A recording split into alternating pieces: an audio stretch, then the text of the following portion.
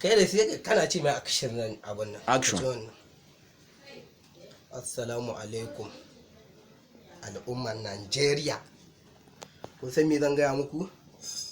Ko babana ne ya zagi manzon Allah, kawai ku kashe shi kawai. In ma mama ta ce kawai ku kashe ta. Akan menene wata arne banza za ta zagi manzon Allah da an kashe ta, wani katon banza zai zo ya ce wani sai an biya diya uwar shi za a biya? In baban shi ne ta zaga zai ce a kyale ta ne? To ko babansa ne ya zagi manzon Allah kawai za mu kashe shi, babu ruwanmu da mulkin mutum ko matsayin shi, kawai kashewa za mu yi. Mu kashewa muka yi komi ba a yi. Kiri ɗai mutum ya duk kudin gwamnatin da aka sata ba ai magana. Kuɗi mun san barayin gwamnati wallahi.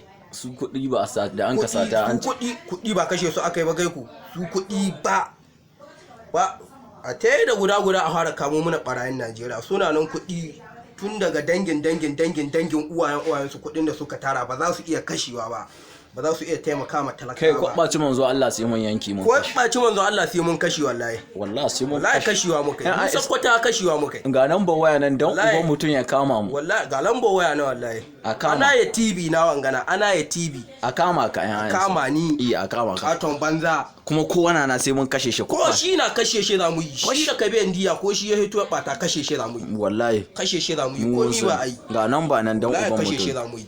Ta hek kadai ana yi ka gama magana.